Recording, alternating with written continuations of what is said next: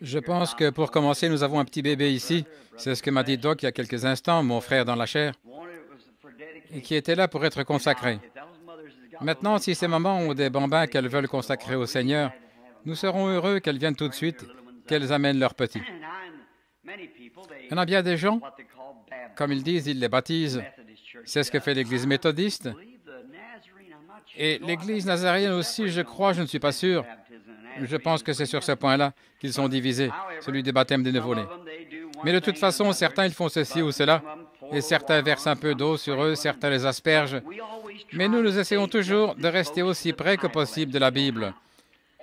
Or, il n'y a aucune écriture dans la Bible disant d'asperger un bébé. Il n'y a pas non plus d'écriture disant d'asperger qui que ce soit. Ce n'est pas scripturaire. C'est une ordonnance de l'Église catholique. Mais ils ont effectivement amené des tout-petits à Jésus. Et nous devons le représenter. Nous voulons faire la même chose que lui. Il a posé ses mains sur eux et les a bénis. Et il a dit, « Laissez venir à moi les petits-enfants et ne les empêchez pas, car le royaume des cieux est pour ceux qui leur ressemblent. » Et c'est ce que nous continuons à faire ici au tabernacle, alors que nous essayons de perpétuer de notre mieux la véritable manière biblique consacrée. Donc maintenant, si cette maman ou d'autres mamans ont des tout-petits à consacrer, pendant que Sœur Gertie joue « Amenez-les », eh bien, amenez-les à l'autel. Le frère et moi descendrons consacrer ces petits au Seigneur.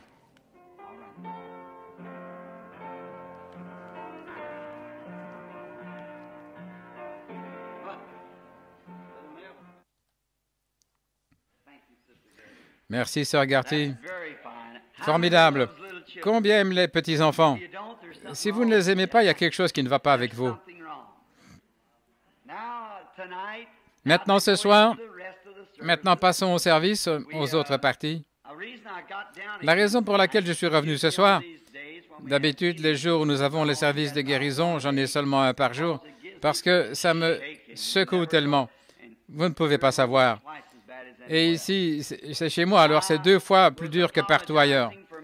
Je me suis excusé de ma grosse bévue de ce matin, mais la première chose qui m'a dérangé, c'est quand Billy est venu me dire qu'il n'avait pas pu trouver assez de gens à qui distribuer des cartes de prière. Il n'avait pu en distribuer que 12 ou 14. Personne ne voulait avoir de cartes de prière. Tout allait bien, je suppose. Et donc, à cause de ça, je n'ai jamais pensé. Et quand j'ai commencé à appeler ces cartes de prière, je croyais que je les aurais toutes, les 10 ou 12, le nombre qu'il y avait. Je les ai appelées. Puis, arrivé à un certain numéro, plus rien. J'ai appelé et pas de réponse. Et ça ne m'est jamais venu à l'esprit jusqu'à ce que Mme Woods me téléphone et elle a dit, « Frère Branham, Billy prend ses cartes, il les bat, il les distribue. Il se peut qu'il ait eu le numéro 3. » C'était ça? Le numéro 3 dans sa poche. C'est sûr, d'habitude, il distribue les 50 cartes. Quand il les apporte devant les gens, il les mélange. Alors tout le monde, on ne peut pas dire, donnez-moi le numéro 1, ou n'allons peut-être pas commencer par le numéro 1. On va peut-être commencer par la 50 ou par la 8 et continuer. Peut-être commencer par la 20, nous ne savons pas. Mais il les mélange, il les distribue aux gens qui les demandent. Et sans réfléchir ce matin, j'en aurais peut-être appelé 4 ou 5 de plus qui n'auraient pas été là parce que eux, leur numéro aurait été dans les 20 ou 30, quelque chose comme ça. Mais par contre, le Seigneur a tout arrangé. Et ce qu'il y a, c'est qu'ici, il n'y a pas cette pression authentique comme c'est le cas ailleurs. Je ne le referai peut-être plus. Mais il n'y a pas longtemps, j'ai demandé au Seigneur de nous donner une bonne réunion. Et ça, j'ai promis de ne plus le lui demander parce que ça a été vraiment dur. Et c'est contraire à l'Écriture. Vous voyez, c'est pour ça que c'est dur pour moi. Le sachant, je suis battu d'avance. Vous voyez, je suis battu d'avance. Néanmoins, quelqu'un a téléphoné cet après-midi. Mme Woods a reçu un appel de quelqu'un. Elle a dit que quelqu'un dans l'Église a été désigné ce matin. C'était à propos d'un homme qui était très malade, qui est venu à Christ cet après-midi. Par la suite, que l'homme qui était très malade est venu à Christ. Et autre chose, Mme Woods m'a dit que j'ai parlé à sa sœur, une sœur plus âgée, et qu'en fait, j'avais été chez elle l'autre jour et que j'avais dîné avec elle ou soupé chez elle, là-bas au Kentucky. Et le Dieu Tout-Puissant sait que je n'ai pas reconnu cette femme. Oui, c'est vrai. Les visions sont souveraines. Nous ne savons jamais comment elles vont se passer ou ce qui va arriver. C'est Dieu qui décide et ce qui se produit. Par contre, c'est en attendant que j'ai pu savoir ces choses. Et l'autre jour, quand il y avait ici cette jeune femme qui prétendait avoir exercé le discernement, voyez, si Dieu connaît ça au monde entier, ce serait bien. Mais si c'était le cas, ce serait contraire à ce qu'il m'a dit de l'autre côté de la rue, vous voyez, il y a quelques années. Nous avons voulu nous assurer que c'était bien vrai. Et puisque ça se passait ici, laissez l'Église voir ça. Donc j'ai appelé Mme Snyder, Sœur Snyder, elle est ici quelque part. Elle est juste un peu dure d'oreille. Et la jeune dame a parlé à voix basse. Vous avez des rhumatismes ou de l'arthrite ou quelque chose comme ça. Et alors je savais qu'il s'agissait d'une fracture de la hanche. Et donc, là, le Saint-Esprit a signalé ça ce matin. Bon, ce que c'est un don divin et il opère souverainement. Mais ce qui rend la chose si difficile dans cette ville ici, honnêtement, quand je prie pour les malades ici, ça me cause tout le temps des difficultés. Je vais déclarer ceci aux gens. Je vais dire, maintenant, le Seigneur vous a rétabli. Jésus vous a guéri quand il est mort pour vous il y a 1900 ans. C'est à ce moment-là que vous avez été guéri. Alors, aux yeux de Dieu, aux yeux de Christ, vous êtes guéri depuis 1900 ans. Votre maladie a disparu, il faut votre foi pour le faire. Ensuite, cette personne peut repartir et ne pas se rétablir. Alors la personne vient dire, Frère Branham m'a dit que j'étais rétabli. Vous voyez? Ce que je vous dis, c'est ce que Dieu a dit. Maintenant, quand c'est prononcé directement à une personne directement, c'est ainsi dit le Seigneur, à propos d'une chose qui va se produire, voilà la preuve pour vous que votre guérison est déjà assurée, votre foi l'a scellée. Voyez? La promesse est à vous. Ce n'est pas ma parole, c'est la parole de Dieu qui déclare que vous êtes déjà guéri. Voyez? Mais je ne sais pas pourquoi, mais je n'arrive pas à faire pénétrer ça chez les gens ici à Jeffersonville. Je n'y arrive tout simplement pas. Je sais. J'essaie de l'expliquer de mon mieux, mais ça n'arrive pas. C'est tout. Il n'y a pas longtemps, je suis allé chez quelqu'un, chez un homme, et cet homme se mourait. Ils m'ont appelé, venez prier pour lui. Le médecin dit qu'il ne passera pas la nuit. Je suis entré. Le jeune homme m'a dit, Monsieur Branham, je ne veux pas mourir.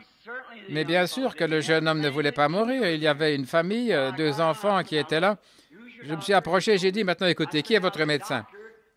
Il me l'a dit, j'ai dit, bon, le médecin a peut-être dit que vous alliez mourir, mais Dieu n'a pas encore dit que vous alliez mourir.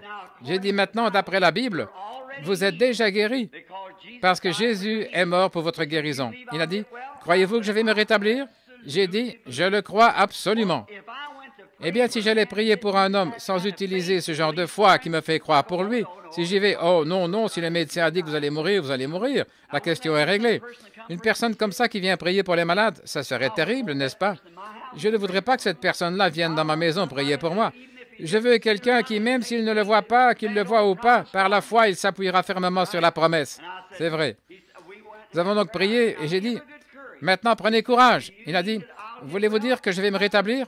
J'ai dit, mais bien sûr, la parole de Dieu dit que vous allez vous rétablir, voyez. Si tu peux croire, tout est possible. Il a dit, très bien, je le crois. Je suis sorti et j'ai dit à sa femme, cet homme est en train de mourir, n'est-ce pas? Oui. Donc, le lendemain, l'homme est mort, ou quelques jours plus tard. Alors, cette femme, elle s'en va et se met à boire et à se conduire n'importe comment. Et l'un des diacres, je crois, de cette église est allé vers cette femme et lui a demandé de revenir, de réintégrer l'église. Elle a dit, je ne vais plus croire personne. Le prédicateur Branham est venu ici, il a prié pour mon mari, il lui a dit qu'il allait vivre et il est mort 2 ou 3 jours plus tard. Alors je ne vais plus croire. Et maintenant, c'est elle qui est en train de mourir. Mais vous voyez, ça montre bien que les gens ne prêtent pas attention à ce que vous dites. Certainement. Si je prie pour quelqu'un, alors je dis à ces gens qu'ils vont vivre. Je crois qu'ils vont vivre. Mais même si ma parole était absolument ainsi dit le Seigneur, si vous n'y croyez pas, vous mourrez quand même. Certainement. Voici, l'ainsi dit le Seigneur. Beaucoup de gens le reçoivent et meurent. Beaucoup de gens vont en enfer, alors qu'ainsi dit le Seigneur, vous n'êtes pas obligé d'y aller. Pas vrai? Bien sûr.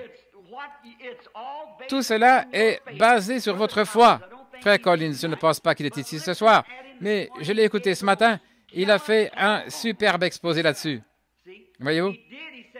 Il a dit, maintenant, cette même foi que vous avez ici, il faudra que vous l'ayez ailleurs. En effet, il s'agit de votre foi personnelle, pas dans votre dénomination, mais en Christ. Il faut que vous ayez cette foi-là. C'est tout à fait exact. Absolument.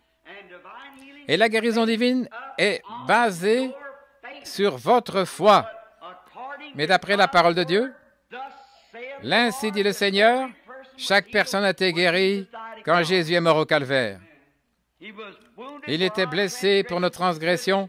C'est par ses meurtrissures que nous avons été guéris. Pas vrai? Nous l'avons été. La Bible dit que vous avez été guéris. Alors ne me blâmez pas. Je ne suis qu'un prédicateur de la parole. Allez dire à Dieu qu'il a dit quelque chose de faux. Et Dieu vous dira alors votre faiblesse. Oui. Donc c'est votre foi. Jésus a dit, si tu peux croire, si tu peux croire. Par contre, quand vous entendez le Saint-Esprit qui a confirmé votre foi et l'a ancrée et qui a dit, ainsi dit le Seigneur, demain, à une certaine heure, vous aurez une certaine chose va se produire, ce sera d'ici, d'une certaine manière, vous rencontrerez une certaine chose ici, ce sera un signe pour vous. Alors observez ça. C'est une œuvre achevée à l'instant même. Mais pour ce qui est de la guérison divine, je dois considérer la guérison divine sur la même base, de la même manière que le salut. Chacun de vous, peu importe ce que vous avez fait, vous êtes sauvés depuis que Jésus est mort, parce qu'il est mort pour ôter les péchés du monde. Par contre, ça ne vous fera aucun bien tant que vous ne l'aurez pas accepté et expérimenté personnellement. Mais pour ce qui est de vos péchés, ils sont déjà pardonnés. C'est vrai. Voici l'agneau de Dieu qui ôte les péchés du monde. Voyez? Vous dites voilà. Donc, souvenez-vous-en. Maintenant, je sais que quand on enseigne dans les Écritures, nous sommes une assemblée mélangée. Et souvent, dans cet épître aux Hébreux, qui est un livre assez profond, je vais devoir le laisser de côté maintenant quelque temps. Je vais essayer de terminer ce soir la dernière partie du chapitre 7. Maintenant, vous avez sans doute beaucoup de questions à la pensée. Beaucoup, vous avez des questions. Et moi aussi, j'en ai. Alors, la prochaine fois, si le Seigneur le veut, quand je reviendrai, je pars dans le Michigan, et puis du Michigan, j'irai dans le Colorado, et du Colorado sur la côte ouest. Maintenant, quand nous reviendrons, si le Seigneur le veut, mais je ne sais pas, si je ne suis pas à Chicago dimanche, je serai peut-être de retour ici dimanche soir. Nous privons constamment notre pasteur de la chair ici depuis environ 6 semaines, tout au long de cet épître ici. Je n'aime pas faire ça. Frère Neville est un gentil frère, aimable et doux. Et je suis sûr que cette Église aime Frère Neville. Au fait, puisque j'en parle, quelqu'un, quelque part dans ce pays, est coupable d'avoir écrit des cartes demandant le renvoi de Frère Neville de cette chaire. Vous allez devoir régler ça avec moi. Oui, c'est vrai. Oh oui. Maintenant, quelque chose en rapport avec le Conseil des diacres. Le Conseil des diacres n'a absolument rien à voir avec ce pasteur. Non, monsieur. C'est l'Assemblée entière qui détient toute l'autorité. Ce n'est pas? Le Conseil des diacres, c'est seulement les agents de police dans cette Église. Ils sont là seulement pour maintenir l'ordre et tout. Mais pour ce qui est des règlements, c'est toute l'Église qui décide. Cette Église est fondée sur la souveraineté de l'Église locale. Par conséquent, je ne peux en rien prononcer le renvoi de ce pasteur, ni la mise en place d'un autre. Je suis propriétaire de l'immeuble. Il a été mis à la disposition de l'Église. L'Église, c'est vous tous. Vous avez le contrôle. L'Église, c'est vous. Et l'Église, la Sainte Église de Dieu, c'est là la souveraineté, le Saint-Esprit dans cette Église. Et moi, tout ce que je fais, c'est que je suis propriétaire de l'immeuble, je l'ai mis à la disposition de cette Église, à sa disposition comme lieu de culte, et il est exempt d'impôts. Et l'Église élit ses propres pasteurs, je n'ai rien à voir avec ça. Et le seul moyen pour que ce pasteur s'en aille, ce serait que le pasteur lui-même décide de partir ou que l'Église décide par un vote majoritaire de changer de pasteur. C'est le seul moyen possible. Aucun conseil des diacres ne peut le faire. Le conseil des diacres ne fait que maintenir l'ordre et ces choses dans l'Église. Les administrateurs, ils n'ont rien à voir avec ça. Ils s'occupent seulement des réparations de l'Église et ils ne peuvent pas le faire avant que le conseil des administrateurs au complet se réunisse et dise « Nous allons construire ceci ou cela ». Alors ils doivent demander au trésorier si on a l'argent pour le faire. Mais s'il y a une plainte contre un membre, si un membre a une plainte contre un autre, ou quelque chose ne va pas, vous devez aller vous-même vers ce frère et lui parler seul à seul. Et s'il refuse d'écouter cela, passez à l'étape suivante, faites-vous accompagner de l'un des diacres ou de quelqu'un qui ira avec vous vers ce frère. Et s'il refuse de vous écouter, alors venez le dire à l'Église. Et s'il refuse d'écouter l'Église, alors la Bible dit qu'il soit pour vous comme un païen et un publicain. C'est vrai. Et toute personne qui connaît une personne coupable, si vous n'allez pas lui en parler, alors vous êtes la partie de l'Église de Dieu qui aura à rendre compte de ce péché. Et si des gens ont une plainte contre un diacre, contre le diacre ou quelqu'un dans l'Église, il faut 3 personnes. 3 personnes qui viennent en témoigner, que la chose soit attestée par la déposition de 2 ou 3 témoins. Ils viennent le dire au pasteur au sujet d'une plainte. Alors, si on a sujet de se plaindre d'un diacre, ce diacre n'est pas un homme juste, un homme intègre. Il doit remplir la fonction de diacre de façon irréprochable et être sans reproche. Et si cette assemblée voit que ce diacre ne remplit pas cette fonction, qu'il prenne 3 personnes avec lui et présente ça au pasteur. On demande à ce diacre de rester chez lui ce soir-là. Et alors, le pasteur réunit l'assemblée et présente la plainte. Et si l'assemblée vote pour que le diacre continue, le diacre continue. Si elle vote pour que le diacre soit renvoyé, on élit un nouveau diacre le soir même. Par conséquent, ce n'est pas l'affaire d'une seule personne, mais de la majorité des gens. Oui. S'il y a 20 voix pour lui et 21 contre lui, il s'en va et vice-versa. Voyez? Voilà en quoi consiste la souveraineté de l'Église locale. Et alors, chacun des membres a son mot à dire dans l'Église. Si quelque chose va mal, alors il y a moyen pour eux de réagir et ce qu'ils doivent faire, c'est veiller devant Dieu à ce qu'absolument rien n'entrave la bonne marche de l'Église. Mais l'entière et complète autorité de l'Église appartient au pasteur. Lisez ça dans la Bible, voyez si ce n'est pas l'ordre établi par la Bible. C'est tout à fait exact. Il n'y a personne au-dessus de l'ancien. Je n'ai rien à voir avec ce que Frère Neville fait ici. Ça, c'est entre vous et Frère Neville.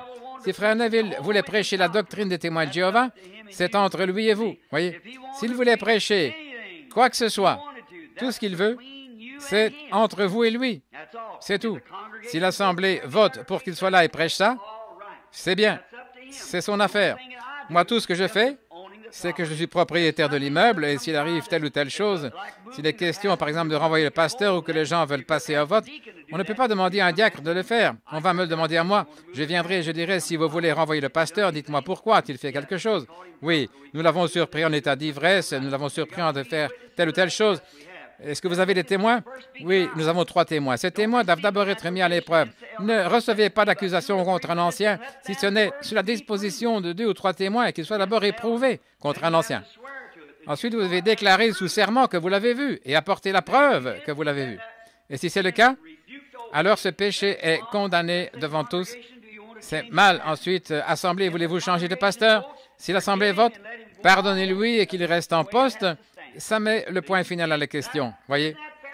N'est-ce pas la bonne manière de diriger une Église? C'est ce que dit la Bible. Nous n'avons ni évêque, ni surveillant, ni conseil ou autres qui mettent celui-ci en poste et qui ont beaucoup d'autorité. Personne ici n'a d'autorité sauf le Saint-Esprit, c'est vrai. C'est lui qui déplace les gens et nous acceptons la décision à la majorité des gens. Donc, si une partie des gens veut faire ceci et que l'autre veut faire cela, et qu'une partie gagne, que fait la partie perdante? Elle se rallie aux autres et dit, dans ce cas, nous avions tort, nous irons de l'avant, parce que c'est le Saint-Esprit qui a fait ce choix. C'est tout à fait ça.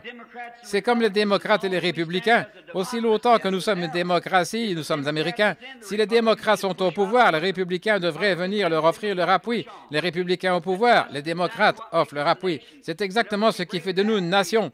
Quand nous violons ça, nous violons notre démocratie, c'est vrai. Les démocrates disent « je ne vais rien faire », les républicains sont au pouvoir, alors nous tombons. Je suis du Kentucky. L'union fait la force et divisée, nous tombons. Maintenant, si jamais vous avez connaissance que quelque chose ne va pas dans l'Église, un individu, une personne ou quoi que ce soit, il est de votre devoir de régler cette chose, sinon vous aurez à rendre compte cela devant Dieu. Vous, l'Église.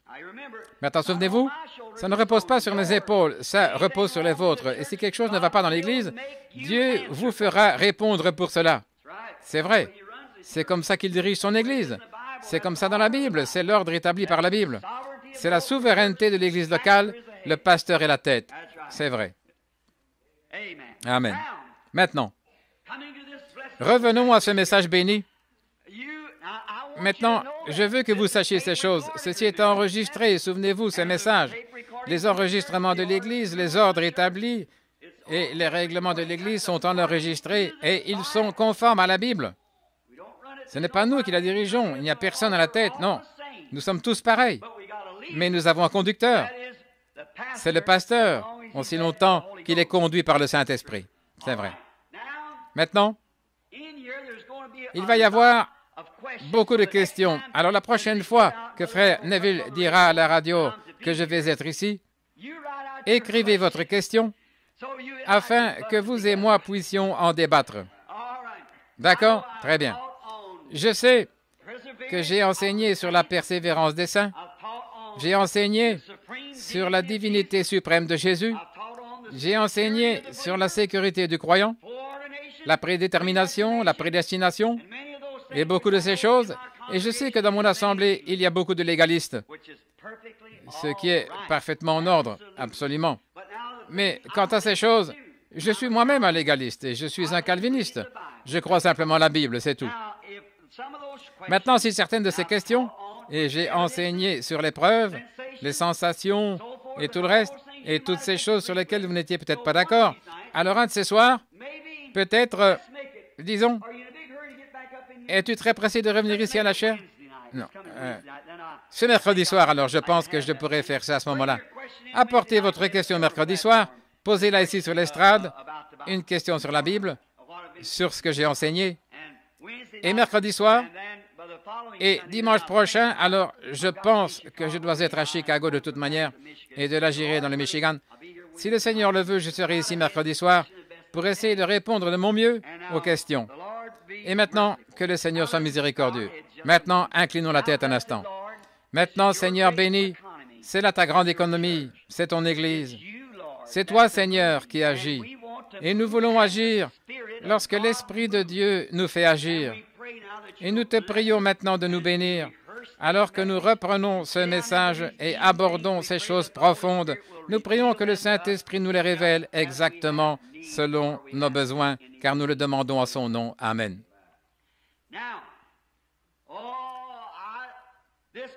Maintenant, cette épître aux Hébreux,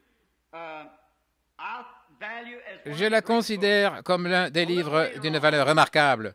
Un peu plus tard, il se peut que je doive partir outre-mer. Je vais le faire bientôt si Dieu le permet. Je dois aller en Afrique selon une vision.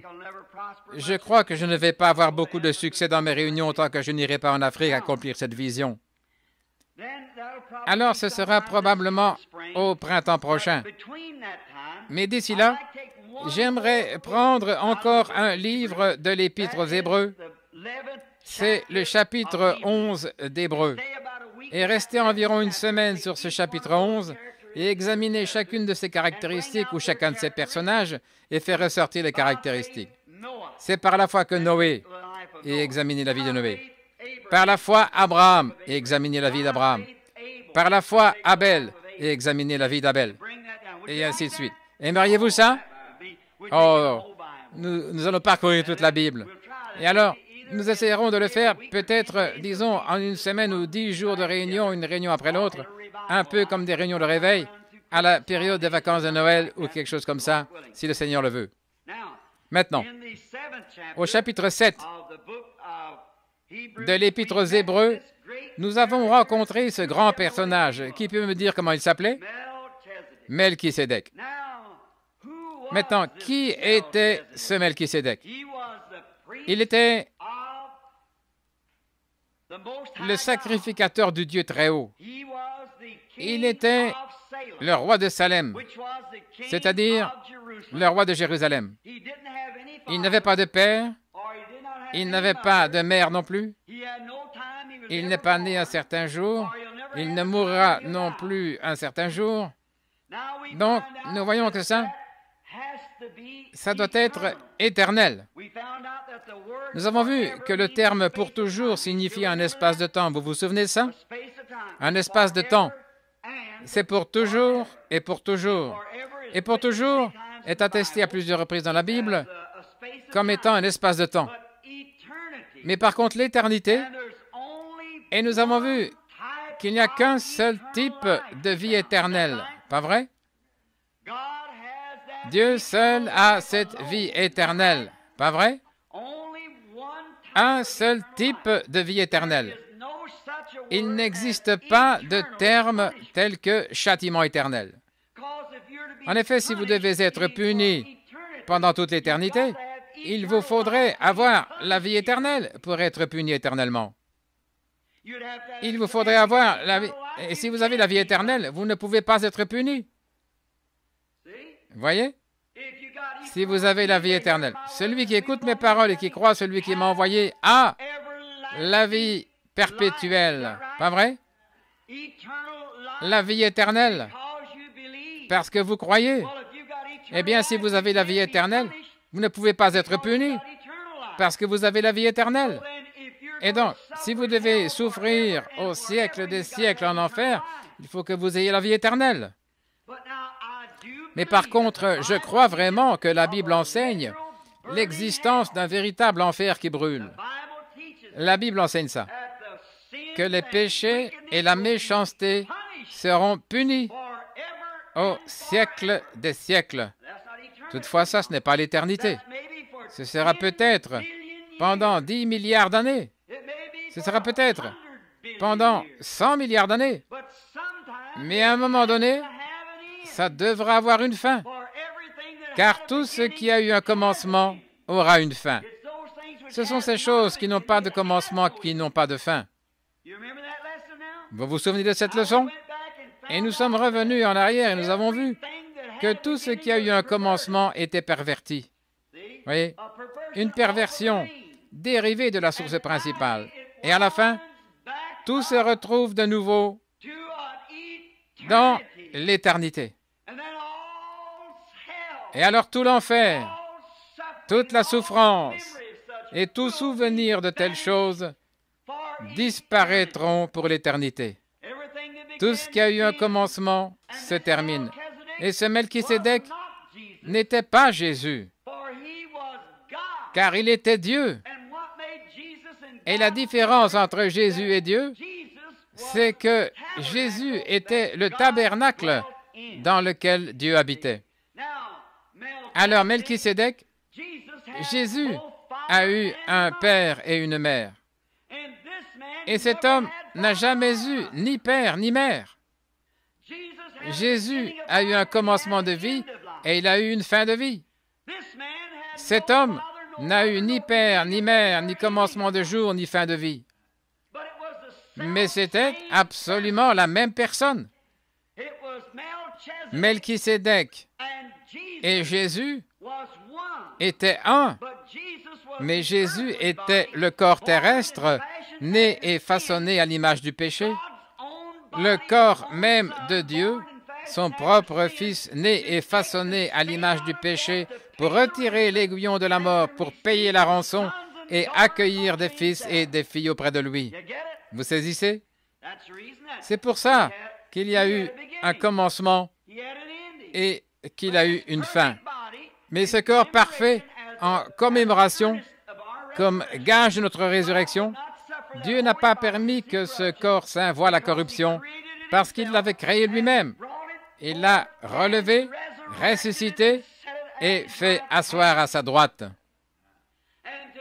Et aujourd'hui, le Saint-Esprit qui a ressuscité ce corps est ici dans l'Église. Béni soit le nom du Seigneur. Et il manifeste les mêmes miracles et la même puissance. Et un jour, ce Saint-Esprit qui est dans l'Église poussera un cri et s'élèvera et se recevra lui-même dans la forme de corps qui est assis à la droite de la majesté de Dieu pour faire intercession pour nous pécheurs. Et c'est grâce à cela que nous sommes parfaitement préservés du péché. Ce n'est pas que nous ne péchons pas, mais nous sommes préservés du péché dans la présence de Dieu. En effet, il y a un sacrifice sanglant entre moi et Dieu, entre vous et Dieu. C'est pour ça qu'il a dit à un homme qui est né de Dieu, ne commet pas le péché, il ne peut pas pécher. Car si vous êtes né de nouveau, ce même Esprit Saint qui vivait dans ce corps, il vit en vous. Et il ne peut pas pécher. Le sacrifice est là devant lui. Alors, si vous le faites volontairement, ça montre qu'il est impossible que vous soyez dans ce corps. Amen. Ça, c'est l'Évangile. Voilà. Par conséquent, vous voyez, cela ne contredit aucune des Écritures. Cela relie les Écritures entre elles. Oui. Il serait impossible que ceux qui ont été une fois éclairés, c'est de là que vont venir mes questions. Alors, posez-les, c'est tout. C'est ce que nous voulons. Maintenant, remarquez, il est impossible que ceux qui ont été une fois éclairés et qui sont tombés se renouvellent encore et reviennent à la repentance, puisqu'ils crucifient pour leur part le Fils de Dieu et l'exposent à l'ignominie. Ils ne pourraient pas le faire. Ensuite, prenez Hébreux 10, où il est dit, « Car si nous péchons volontairement après avoir reçu la connaissance de la vérité, et le péché, c'est quoi l'incrédulité? Si délibérément, après avoir vu le Saint-Esprit faire les choses qu'il a faites ici même ce matin, et vu que Christ est ressuscité d'entre les morts et qu'il vit dans son Église et parmi les siens, et si vous rejetez ça volontairement, il est impossible que vous veniez un jour à Dieu parce que vous avez blasphémé contre le Saint-Esprit. Jésus a dit la même chose quand il faisait ses miracles. Ils ont dit, « Mais c'est Belzébul, c'est un diseur de bonne aventure, c'est un démon. » Jésus s'est retourné et a dit, « Je vous pardonne pour cela, mais quand le Saint-Esprit sera venu et fera ces choses, parler un mot contre lui ne sera jamais pardonné, ni dans ce siècle, ni dans le siècle à venir, parce que vous aurez appelé l'Esprit de Dieu qui était en lui un esprit impur. » Alors, si nous péchons volontairement, si nous péchons, nous sommes volontairement incrédules, pas après avoir reçu la vérité, étant nés de nouveau. Nous ne pourrions pas pécher à ce moment-là. Un pécheur ne peut pas commettre, un chrétien ne peut pas commettre le péché impardonnable. Il ne le peut pas. C'est l'impie qui fait ça. C'est le soi-disant croyant, pas le croyant. Ces rabbins juifs. Oh, ils se pensaient inflexibles, ils avaient des doctorats en théologie, en philosophie, ils pensaient que l'affaire était dans le sac, mais c'étaient les pires pécheurs. On ne pouvait rien trouver à redire à leur vie. Ils étaient vertueux, d'une haute moralité, droits de cette manière-là, mais c'étaient des incrédules. Prenez le mot péché et regardez ce qu'il signifie. Le mot péché signifie incrédulité. Il n'y a que deux groupes. Le croyant ou l'incroyant, c'est-à-dire la personne justifiée ou le pécheur. C'est tout. Si vous êtes un incroyant, vous êtes un pécheur. Quelle que soit votre bonté, votre assiduité à l'Église ou que vous pourriez même être prédicateur, vous êtes tout de même un incroyant. Ces pharisiens étaient des prédicateurs et c'étaient des incroyants. Et aujourd'hui, ils sont en enfer à cause de ça. Religieux au possible, pieux. Mais ils n'ont pas cru en lui et ils l'ont appelé un démon et ont contesté sa parole. Certains ont dit, si tu es celui-ci, descends maintenant de la croix, accomplis un miracle, fais-nous voir ça. L'un d'eux l'a frappé sur la tête avec une baguette en disant, prophétise et dis-nous qui t'a frappé, toi le prophète, et nous croirons en toi. Voyez-vous, des incroyants. Ils faisaient semblant d'être des croyants, mais c'étaient des incroyants, non régénérés, séparés, bien qu'ils aient été saints et pieux. Et c'est encore la même chose aujourd'hui. Des hommes et des femmes peuvent aller à l'église, la mine longue et pieux au possible, ne jamais mentir ni voler, essayer de vivre leur religion le mieux possible, mais à moins d'être croyants, ils sont perdus. Donc il n'y a pas la moindre trace de légalisme dans la Bible. Le calvinisme, la grâce, c'est ce que Dieu a fait pour vous. Et les œuvres, c'est ce que vous faites pour Dieu. C'est absolument séparé. Si vous avez cessé de mentir, de fumer, de voler, de commettre adultère, tout arrêté, vous avez gardé les commandements, assidu à l'Église, baptisé, et si vous avez pris la communion, lavé les pieds des saints, tout, guéri des malades et toutes ces autres choses, à moins d'être né de l'Esprit de Dieu, élu, vous êtes perdu. Cela ne dépend ni de celui qui veut, ni de celui qui court, mais de Dieu qui fait miséricorde. Ésaü a tout essayé pour devenir chrétien, mais il n'y est pas parvenu. La Bible dit qu'il a pleuré amèrement, essayant de trouver lieu à la repentance, mais il n'y est pas arrivé. Avant même qu'il naisse, Dieu l'avait condamné, parce qu'il savait qu'il était un escroc pourri dans son cœur. Dieu, par prescience, il le savait. Il a dit, j'aime Jacob et je hais Ésaü. Pourtant, Ésaü avait l'air d'un gentleman. Il restait à la maison, prenait soin de son vieux papa aveugle, il nourrissait le bétail et tout. C'était un bon garçon. Et Jacob, c'était le fils à maman, un petit efféminé, raconteur d'histoire. C'est ce qu'ils étaient. Il faut l'admettre, la Bible l'admet, le montre. Il sortait, faisait n'importe quoi. Et maman, il restait là près de maman. Mais Jacob, malgré tous ses hauts et ses bas et ses manières efféminées, il avait quand même égard au droit d'aînesse. C'est la note clé. Ésaü était un gentleman, 2 fois plus que Jacob. Si aujourd'hui il fallait porter un jugement sur lui comme membre d'Église, vous choisiriez Ésaü par 1000 voix contre une, si vous ne le connaissiez pas. Mais Dieu a pris Jacob. Qu'auriez-vous fait de Saint Paul s'il avait voulu être ministre? Un petit juif au nez crochu, la bouche tordue, faisant des histoires, disant qu'il va mettre l'Église en pièces. On aurait cru qu'il avait commis le péché impardonnable. Mais Dieu a dit, il est mon serviteur. Dieu prend des hommes et les rend différents. Ce ne sont pas les hommes qui prennent Dieu et se changent. Dieu prend l'homme et le rend différent. Ce n'est pas ce que vous faites, ce que vous voulez, ce que vous pensez, c'est ce que Dieu fait. C'est ça. Voilà toute l'histoire. Maintenant, ce grand Melchisédek, quelle belle histoire à son sujet. Nous voulons lire un petit peu. Nous avons dû parcourir cela si rapidement. Nous allons reprendre ici d'un certain passage de l'Écriture et nous allons commencer vers le verset 15. Cela devient plus évident quand il paraît un autre sacrificateur à la ressemblance de Melchisédek. Or, Melchisédek était un sacrificateur, n'est-ce pas? Voici ce qu'il était. Nous avons vu que Dieu, au commencement, était une grande fontaine d'esprit, pas vrai? Il n'a pas eu de lieu de naissance, il n'a pas eu de lieu où il soit mort, il n'a pas eu de commencement de jour ni de fin d'année. Il était aussi éternel que l'éternité est éternelle. Il n'est jamais né, il n'est jamais mort. Et nous avons vu là qu'il avait 7 variétés d'esprit, pas vrai? La Bible parle dans l'Apocalypse des 7 esprits devant le trône de Dieu, pas vrai? Les 7 de plusieurs manières, 7 esprits. Nous avons vu qu'il y a 7 couleurs, il y a 7 âges de l'Église. Oh, ça s'enchaîne, 7 c'est complet, et Dieu était complet. 7 esprits. Et ces esprits étaient parfaits. Le premier était de couleur rouge, l'amour parfait, la rédemption. Oh, si nous avions le temps de prendre ces couleurs pour montrer que chacune de ces couleurs représente la pureté de Dieu. Amen.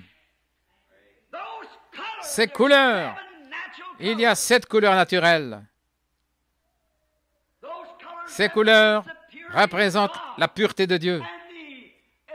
Ces couleurs représentent les motifs de Dieu, l'attitude de Dieu. C'est cette couleur. Elle représentait cet âge de l'Église, cette étoile, cet ange. À travers toute l'Écriture, 7 ministres, 7 messagers, 7 messages. Tout va par 7, 7 jours. 6 jours et le 7e, c'est le sabbat. Parfait, complet. Oh, c'est beau. Si seulement nous avions le temps d'approfondir et de montrer ça clairement, ces couleurs. Prenez la couleur rouge. La première couleur, qui est le rouge. Le rouge, c'est quoi?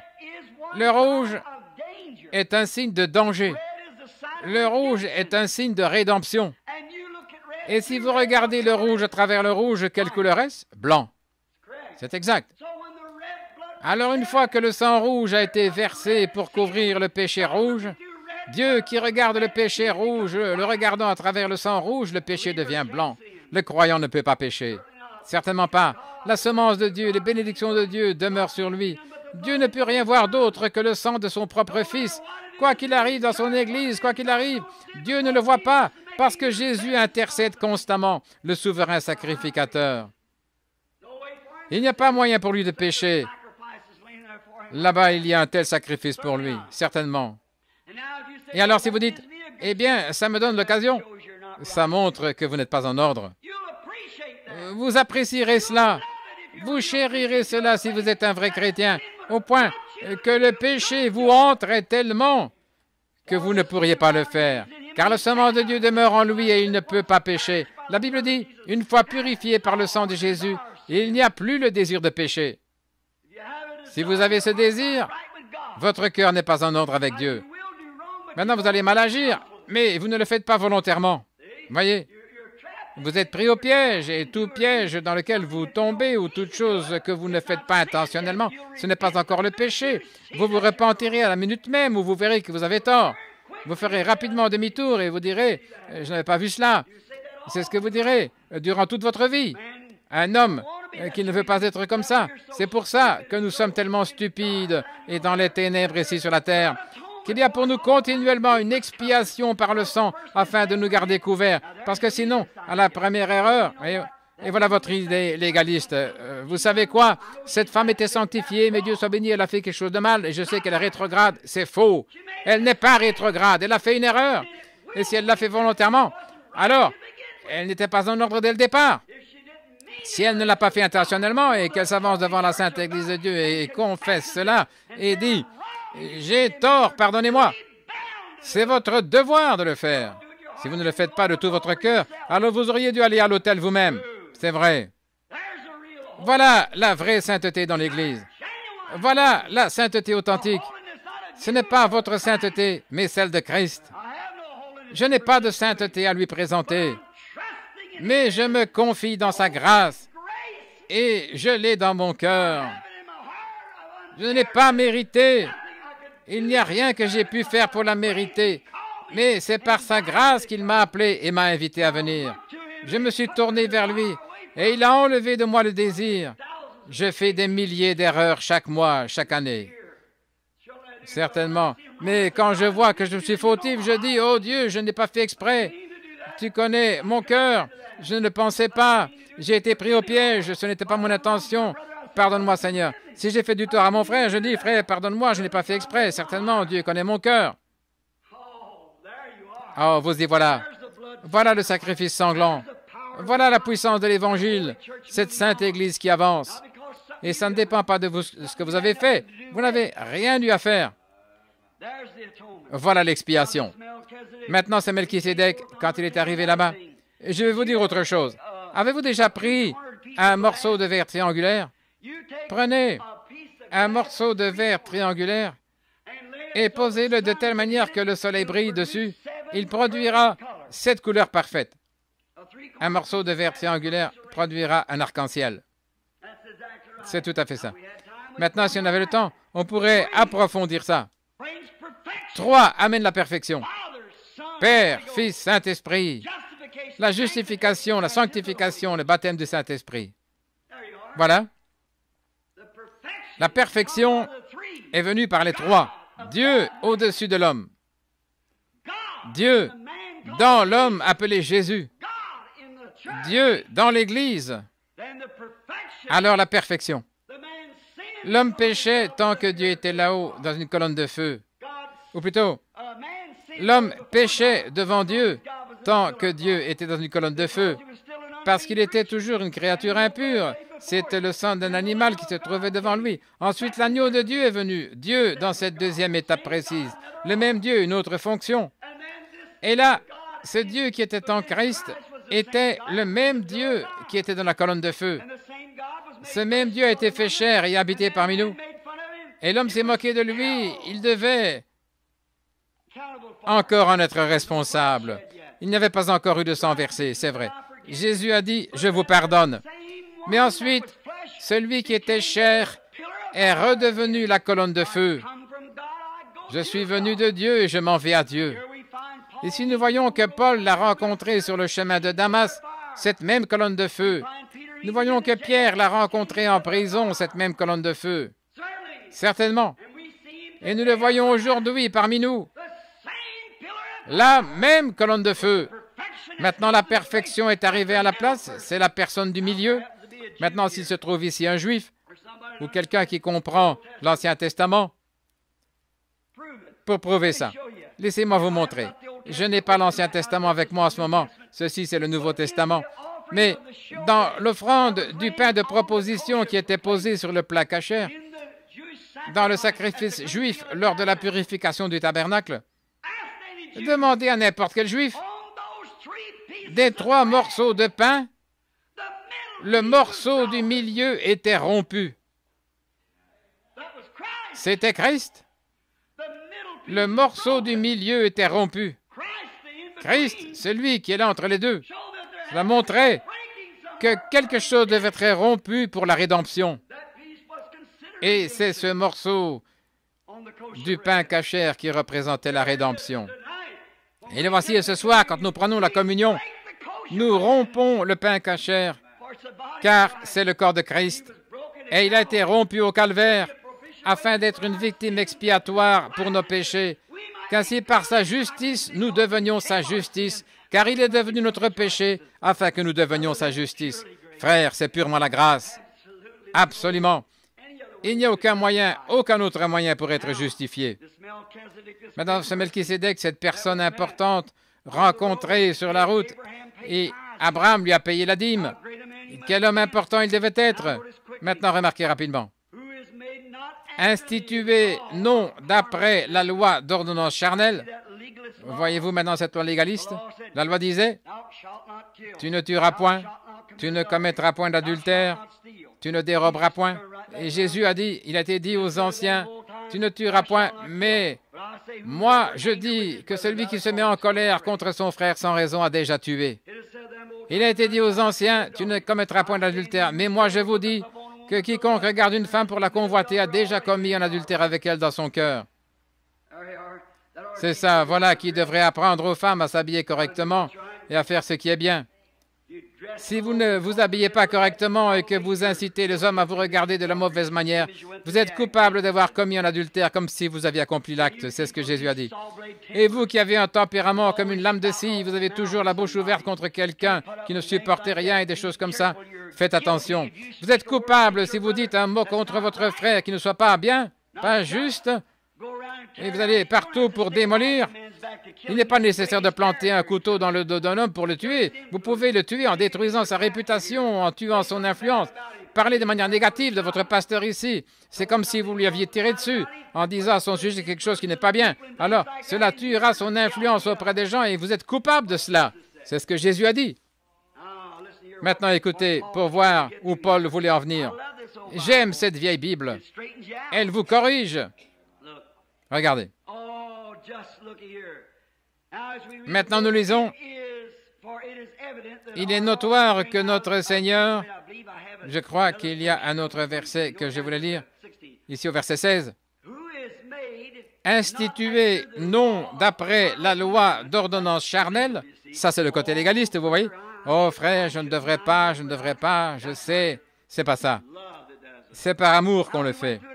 Nous avons déjà beaucoup parlé, j'ai dit, si je disais à propos de ma femme, oh, j'aimerais avoir 2 femmes, j'aimerais sortir avec celle-ci, faire ça avec celle-là, mais si je le fais, ma femme divorcera et mes enfants, mon ministère sera perdu. Ça, l'hypocrite pourri, c'est vrai.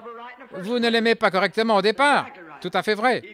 Si vous l'aimiez, ce ne serait pas une affaire de loi, vous l'aimeriez, peu importe, vous resteriez avec elle, c'est tout à fait vrai. Et vous les femmes, feriez la même chose à l'égard de votre mari. C'est vrai. Et parfois, les femmes en arrivent là. L'homme voit une petite Jézabel toute maquillée, vous savez, et il ira là, se laissera séduire, et peut-être qu'il a une bonne épouse. Et puis vous appelez un chrétien. Honte à vous. Vous avez besoin d'une autre dose à l'hôtel, c'est vrai. Et certaines d'entre vous, les femmes, vous tournez les regards vers ce type qui a les cheveux lissés, recouverts de vaseline, il ouvre la bouche et là... Une jeune fille ici, il n'y a pas longtemps, ce n'est pas une plaisanterie, ce n'est pas mon intention de raconter des plaisanteries, mais les gens savent que ce n'est pas un endroit pour plaisanter. Mais une fille ici, il y avait de braves garçons ici, des garçons chrétiens. Il y a longtemps, quand j'étais pasteur ici, nous avions l'habitude de donner des enseignements aux jeunes hommes. Le dimanche après-midi, je parlais aux jeunes filles de sexualité et tout ça. Et le dimanche suivant, je parlais aux jeunes hommes et j'essayais de mettre un frein à ces choses. Une jeune fille s'est mise à sortir avec une canaille en ville qui fumait des cigarettes et avait une bouteille en poche. Il roulait en ville dans un petit roadster. Je ne voyais pas ce qu'elle pouvait lui trouver. Il ne voulait pas venir à l'église. Il restait assis dehors. Il l'a déposé à l'église et ensuite il restait dehors dans sa voiture en attendant. Il ne voulait pas assister au culte. Un jour, je lui ai dit, elle habitait à New Albany. J'ai dit, jeune fille, je voudrais te demander quelque chose. Qu'est-ce que tu peux bien lui trouver à ce garçon?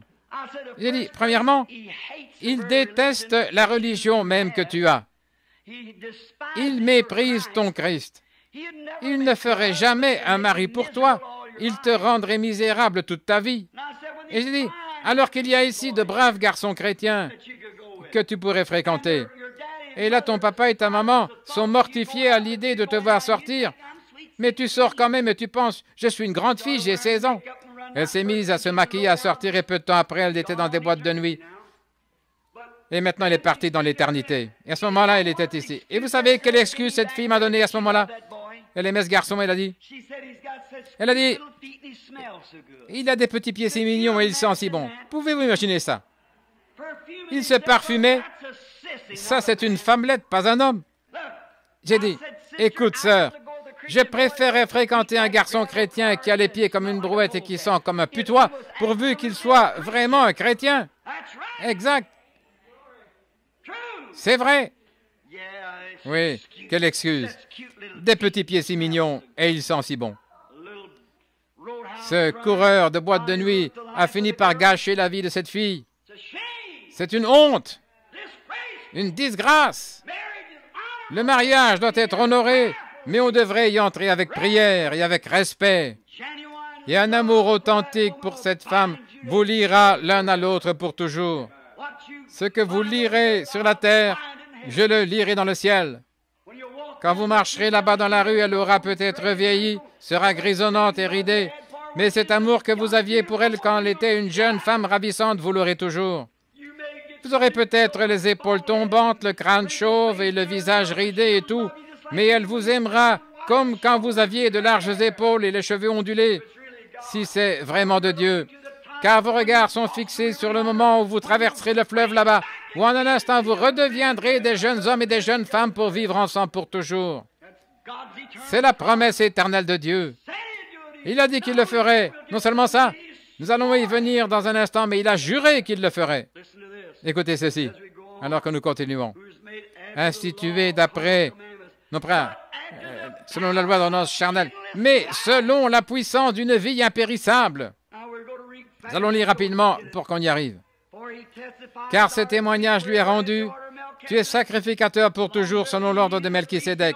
Tant qu'un sacrificateur sera nécessaire, il y aura un sacrificateur. Cela va de soi. Il y a abolition des ordonnances antérieures, ne sont une utilité car la loi n'a rien amené à la perfection. Vous ne pouvez pas, vous aurez beau faire n'importe quoi, arrêter de boire, fumer, arrêter de dire des mensonges, aller à l'église, essayer de faire ceci, cela, vous êtes quand même charnel. Ça, ce n'est que la loi. La loi n'amène rien à la perfection. Mais qu'est-ce qui amène à la perfection? Christ. Gloire. Je pourrais cesser de mentir, de voler, de commettre adultère, de chiquer, de faire toutes sortes de choses. Je suis quand même charnel. Dieu ne l'accepte pas parce qu'il n'y a rien que je puisse lui offrir comme propitiation.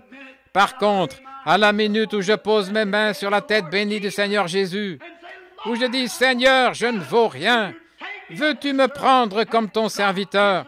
Et Dieu, d'un baiser, ôte mon péché. Je me tiens parfait aux yeux de Dieu. C'est vrai. Pourquoi? Je ne m'appuie pas sur mes propres mérites, je m'appuie sur les siens.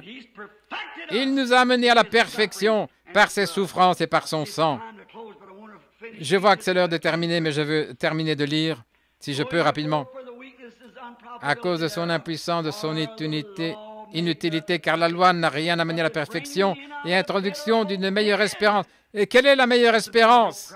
Christ, par laquelle nous nous approchons de Dieu. Pourquoi?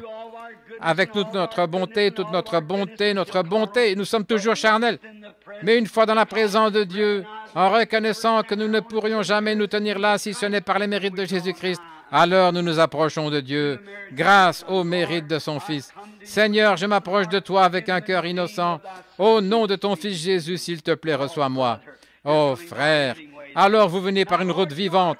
Pas, Seigneur, tu sais, j'ai arrêté de boire, je traite correctement ma femme, tu sais, j'ai fait ceci, cela. Vous n'avez rien à offrir. Car la loi d'ordonnance charnelle ne pouvait rien accomplir. Mais l'introduction d'une autre espérance, oui, cette espérance qui est Christ, nous la possédons comme une encre de l'âme solide et sûre. Regardez. Et comme cela n'a pas eu lieu sans serment, il, le pronom, si vous remarquez ici, en italique, il est devenu sacrificateur. Non seulement sacrificateur, mais il est devenu sacrificateur par serment. Maintenant, regardez bien, voyons les autres sacrificateurs. Car tandis que les Lévites, des hommes justes, droits, honnêtes, ces sacrificateurs sont devenus sacrificateurs sans serment.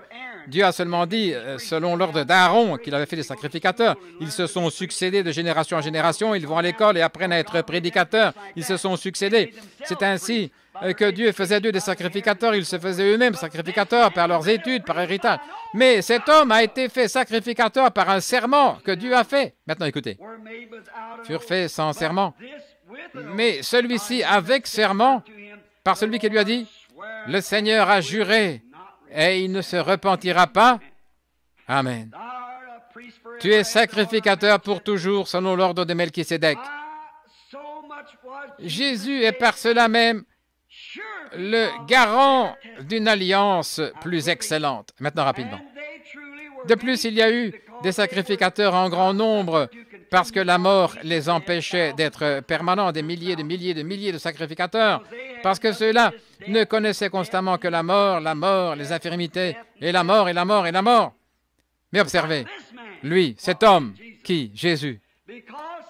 Parce qu'il demeure à perpétuité, à toujours, possède un sacerdoce qui n'est pas transmissible. C'est aussi pour cela qu'il peut sauver à l'extrême.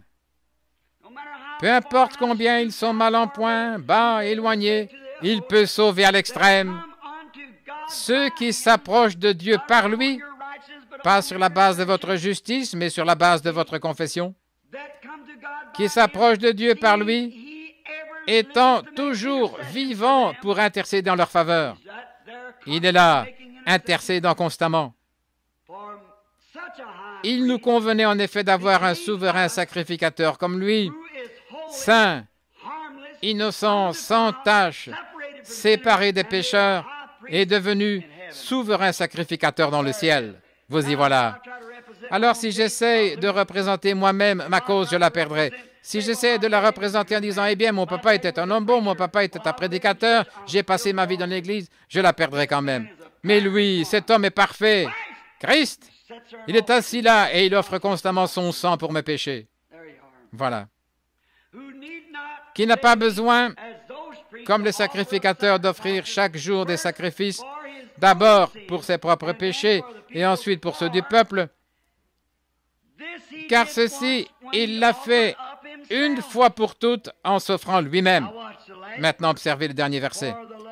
En effet, la loi établit souverain sacrificateur des hommes sujets aux infirmités. C'est ce que fait la loi charnelle. J'aurais aimé pouvoir m'arrêter environ 2 heures là-dessus. C'est comme ça. La loi établit encore des hommes prédicateurs. C'est vrai. Ils disent, eh bien, cet homme a une expérience de séminaire. Je ne voudrais pas échanger ma petite expérience céleste contre tous les séminaires du monde. Nous avons donné une formation à cet homme et il a été trié sur le volet. Il ne doit sa réussite qu'à lui-même. Moi, je n'aime pas cette sorte d'homme-là. J'aime l'homme qui ne doit sa réussite qu'à Dieu. Voyez? Mais la loi établit encore des sacrificateurs. La loi établit des prédicateurs. L'Église baptiste, ils en produisent à l'appel des prédicateurs. Ils ont une machine qui les produit en série. Les méthodistes aussi, les baptistes aussi, les presbytériens, les nazériens, pèlerins, les pentecôtistes. Ils en produisent en série le plus vite possible, comme un grand système, une grande machine, ils se tiennent là. J'ai toujours dit, je plains vraiment le poussin né en couveuse. Vous savez, le petit poussin qui éclot en couveuse, il n'éclot pas correctement. Non. C'est la poule qui est censée faire éclore le poussin. Mais le poussin né en couveuse, quand il sort, il piaule, mais il n'a pas de maman où aller. Oui, il ne sait pas ce que c'est une maman. C'est vrai, il piaule pour en avoir une, mais il n'en a pas. Par contre, le petit poussin qui éclot sous la poule de la manière naturelle, il piaule et maman répond. C'est vrai. Et parfois, je pense à cette expérience de séminaire acquise dans ces grandes couveuses à Louisville, dans le monde entier, qui font éclore des prédicateurs par milliers, des couveuses pentecôtistes, des couveuses presbytériennes, des couveuses baptistes. Elles font éclore leurs petits poussins. Ils piaulent et parlent de la couveuse dans laquelle ils ont éclos. Mais j'aime avoir un père, une mère. Béni soit le nom du Seigneur. Ceux qui sont nés avec moi ne sont pas très nombreux, mais ceux-là sont mes frères. Amen. Nous avons une mère qui répond, une mère qui est au ciel, qui prend soin de nous tous, comme une poule prend sa couvée sous ses ailes et roucoule pour ses petits et couvre ses poussins. C'est ainsi que je vous couvrais, Jérusalem, Jérusalem. Combien de fois ai-je voulu te prendre auprès de moi, comme une poule rassemble sa couvée? Combien de fois ai-je voulu que tu sois à moi, mais tu ne l'as pas voulu? Tu avais tes propres séminaires qui ont fait éclore tes sacrificateurs. Ils t'ont donné un enseignement qui est contraire. Et maintenant, tu es livré à toi-même. Ta destruction t'attend. Vous tous, combien de fois le Saint-Esprit a-t-il voulu vous prendre sous ses ailes? Mais vous voulez suivre votre propre voie. Vous voulez le faire à votre manière. Ce soir, j'aimerais prêcher là-dessus. Votre propre manière. Vous savez, Caïn a voulu suivre sa propre manière. L'homme veut agir à sa manière, comme aujourd'hui. Mais telle voie paraît droite, mais son issue, c'est la mort. Maintenant, regardez. En disant, une alliance nouvelle. Là, je crois... Non, j'étais au mauvais endroit. Le verset 28. En effet, la loi établit souverain sacrificateur des hommes sujets aux infirmités. Mais la parole du serment qui a été fait après la loi établit le Fils qui demeure pour l'éternité. Que Dieu soit béni à jamais pour un Fils qui demeure pour toujours selon l'ordre de Melchisédek. Il n'a jamais eu de commencement, il n'a jamais de fin. La loi ne pouvait rien produire de semblable parce qu'elle était charnelle. L'Église ne peut rien produire de semblable, les dénominations, parce qu'elles sont charnelles. Les séminaires ne peuvent absolument rien produire de semblable. Ils ont cherché à y amener le monde par l'instruction. Ils ont cherché à l'amener là par l'organisation. Ils ont cherché par tous les moyens à produire tout ce qu'ils pouvaient, mais en laissant la chose essentielle. Il faut que vous y entriez par une naissance. C'est Dieu qui fait de vous ce que vous êtes, certainement. Ce n'est pas parce que vous arrêtez de faire telle chose. Bon, les Nazaréens, vous ne devez pas porter d'anneau, vous n'avez pas le droit de porter de montre, vous devez faire telle et telle chose. Vos bras, les manches doivent avoir une telle longueur, vos jupes doivent avoir une telle longueur, et les hommes ne peuvent pas faire partie d'un club. Sinon, ils ne vous baptisent pas. Bien, et voici les catholiques qui arrivent. Ils ont leurs exigences à eux. Et voici les méthodistes avec les leurs. Chacun a ses critères. Si vous n'êtes pas à la hauteur, alors c'est terminé. Mais la chose réelle, c'est « Je n'ai rien à t'apporter, mais à ta croix, je m'accroche. Ô Dieu, nu, blessé, j'ai besoin d'être secouru. Ô Christ, je viens très humblement et confessant que je ne suis rien et qu'il n'y a rien en moi. Reçois-moi, ô Dieu. » Alors Dieu vous reçoit. Maintenant, vous ne savez peut-être pas votre ABC, vous ne savez peut-être pas faire la distinction entre du café et des pois cassés. Vous ne savez peut-être pas faire la distinction entre votre droite et votre gauche. Ça n'a pas d'importance. Ce que vous ne savez pas, la chose que vous devez savoir, c'est que Jésus-Christ a pris votre place de pécheur. Alors, votre place, tenez-vous-la revêtue de sa justice, confessant tous les jours que vous êtes fautif et aimez-le de tout votre cœur, que toute votre motivation soit dirigée vers lui, et alors vous arriverez au ciel. C'est aussi simple que ça, car la vie qui était en Christ doit être en vous, sinon vous êtes perdu. avant de terminer. Alors, souvenez-vous de l'alliance inconditionnelle que Dieu a faite avec Abraham. Qu'a-t-il fait ce soir-là quand Dieu a dit, quand Abraham a dit, « Montre-moi comment tu vas le faire » au chapitre 16, je crois, de la Genèse.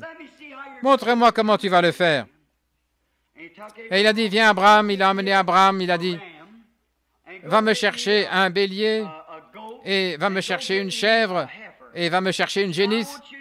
Je veux que tu les amènes ici et que tu les offres en sacrifice. » Et Abraham est allé prendre la brebis et la chèvre et l'agneau ou la génisse et il les a tués. C'était tous des sacrifices purs. Il les a coupés par le milieu, il les a déposés là, les 2 morceaux. Puis il est allé prendre 2 tourterelles qu'il a ajoutées. Ensuite, Abraham a tenu les oiseaux éloignés en attendant que Dieu vienne. Maintenant, Seigneur, voilà le sacrifice. Comment vas-tu faire? Je ne sais pas comment tu vas sauver l'homme contre son gré. Je ne sais pas comment tu vas faire ça. Comment peux-tu le faire, Seigneur? Le Seigneur a dit, maintenant, regarde bien, Abraham. Tu es un prophète, tu es spirituel. Tu comprendras de quoi je parle. Très bien, Seigneur, je veux voir. Je fais là un petit récit imagé. Abraham, viens maintenant ici, assieds-toi là. Et tiens ces oiseaux éloignés. Alors il a chassé tous les oiseaux jusqu'à ce que le soleil commence à se coucher. Et tout à coup, Dieu est descendu. Quand il est descendu, le sommeil a commencé à gagner Abraham. Dieu a dit, « Abraham, je vais t'endormir. » Maintenant, écoutez, amis légalistes. Dieu a retiré Abraham complètement de la scène. Il n'avait absolument rien à voir là-dedans. Et c'est ce qu'il a fait avec vous. Vous avez dit, « Oh, j'ai cherché Dieu. » Non! C'est Dieu qui vous a cherché. Nul ne peut venir à moi si mon Père ne l'attire premièrement. Oui? C'est Dieu qui vous cherche, pas vous qui cherchez Dieu. Vous ne l'avez jamais fait. Votre nature n'est pas bonne. Vous êtes un cochon. Vous ne savez pas mieux faire. Vous vivez dans une porcherie, c'est tout ce que vous connaissez. Vous aimez ça, boire de la bière, vous vautrez dans ces saletés, aller avec la femme du voisin et faire tout ce qui vous semble bon. Oh, frère, on passe un temps formidable. Vous croyez que c'est bon. Mais Dieu frappe à votre cœur. C'est ça qui amène un changement. Pas vous qui frappez à la porte, c'est Dieu qui frappe à votre porte.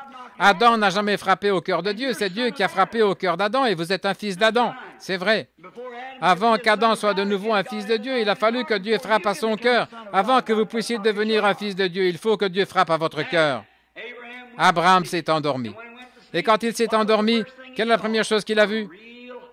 Une horrible obscurité, sinistre, redoutable.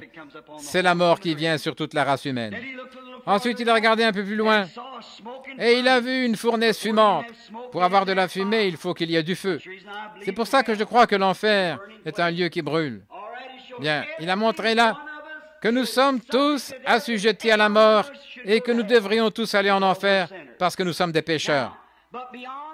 Mais un peu plus loin, il a vu une petite lumière blanche. Et cette petite lumière blanche, cette lumière, c'est quoi? Cette lumière blanche, c'était quoi? Cette colonne de feu qui allait devant les enfants d'Israël. La colonne de feu qui a rencontré Paul sur le chemin de Damas. La colonne de feu qui a fait sortir Pierre de la prison. La colonne de feu qui est ici ce soir. Ce Dieu éternel, perpétuel, il s'est déplacé lui-même entre ces sacrifices partagés. Oh là là! Il est allé et venu sur chacun d'eux. C'est comme ça que je vais faire, Abraham. Observe-moi ce que je vais faire. Je fais une alliance ici.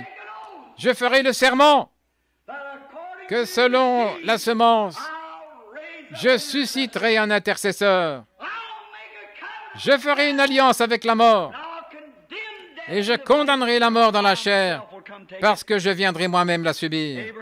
Abraham, a-t-il dit, c'est par ta postérité, Abraham, que tu seras le Père du monde, par ta semence. Et cette promesse que je te fais, je ne la fais pas seulement à toi, mais à ta postérité après toi.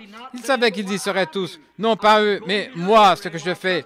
Je vais le faire à Abraham. J'ai fait confiance à Adam, il a rompu la sienne. Tous, ils la rompent. Mais celle-ci, je la ferai avec moi-même et je jurerai par moi-même que je la garderai.